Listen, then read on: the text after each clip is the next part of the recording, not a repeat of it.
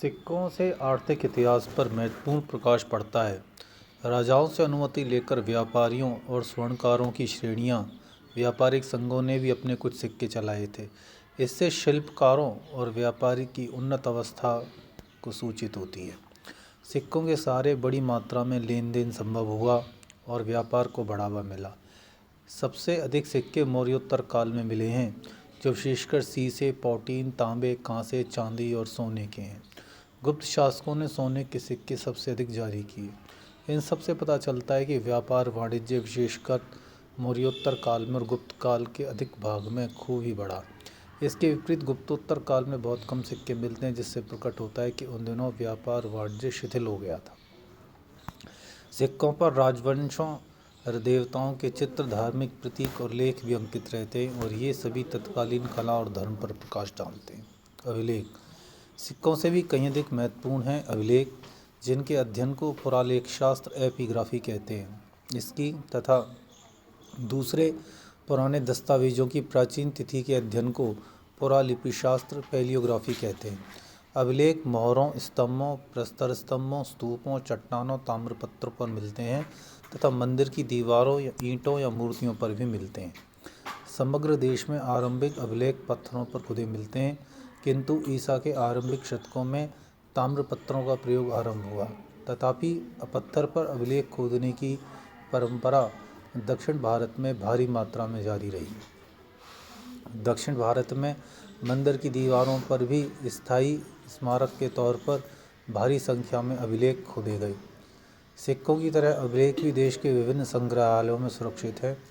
सबसे अधिक अभिलेख मैसूर के मुख्य पुरालेख शास्त्र के कार्यालय में संग्रहित है। आरंभिक अभिलेख प्राकृत भाषा में थे और ये ईसा पूर्व 3री सदी के हैं। अभिलेखों की संस्कृत भाषा ईसा की 2री सदी से मिलने लगती है और 4वीं-5वीं सदी में इसका सर्वत्र व्यापक प्रसार होने लगता है। तब भी प्राकृत का प्रयोग समाप्त नहीं हुआ। अभिलेखों में प्रादेशिक भाषाओं का प्रयोग 9वीं-10वीं से होने लगा। मौर्योत्तर, मौर्य और गुप्तकाल के अधिकांश अभिलेख कॉर्पस इंस्क्रिप्शन इंडिकेरम नामक ग्रंथकाला में संकलित किए गए हैं, परंतु गुप्तोत्तर काल के लेख अभी पूरी तरह से सुव्यवस्थित रूप से संकलित नहीं हुए हैं। दक्षिण भारत के अभिलेख की स्थानक्रमिक सूचियाँ प्रकाशित हैं, फिर भी 50,000 से अधिक अभिलेख, जिसमें अधिकांश दक्षिण भारत के प्रकाशन की प्रतीक्षा में। हड़प्पा संस्कृति के अभिलेख अभी तक पढ़े नहीं जा सके हैं।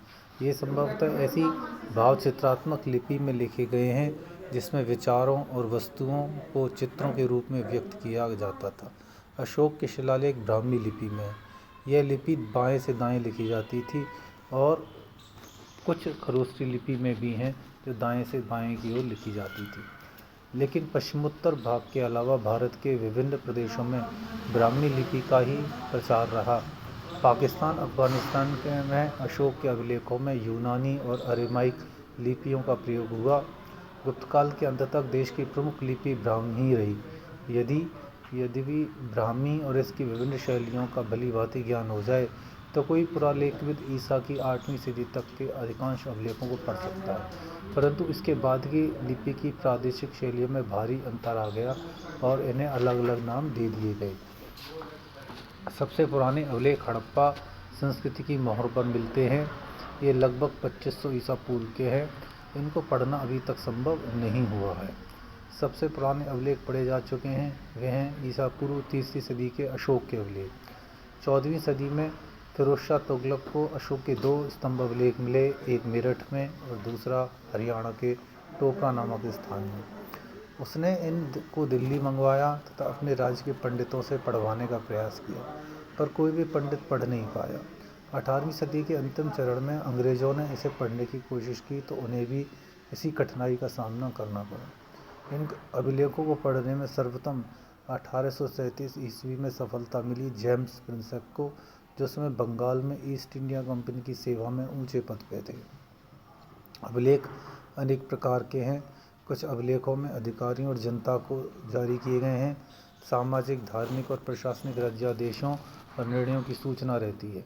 अशोक के शिलालेख भी इसी कोटि के हैं। दूसरी कोटि में वे अनुष्ठानिक अभिलेख आते हैं जिन्हें बौद्ध, जैन और वैष्णव धर्म के संप्रदाय के अनुयायियों ने भक्ति भाव से स्थापित स्तंभों, प्रस्तर फलकों, मंदिरों और प्रतिमाओं पर उत्कीर्ण करवाया था।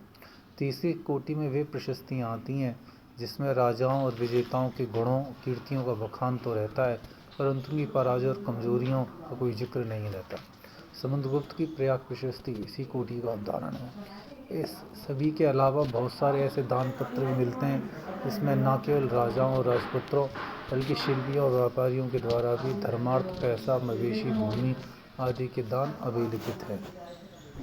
मुख्यतः राजाओं तथा सामंतों के द्वारा भूमि दान के अभिलेख विशेष महत्व के हैं, क्योंकि इनसे प्राचीन भारत की भू व्यवस्था और प्रशासन के बारे में उपयोगी जानकारी मिलती है।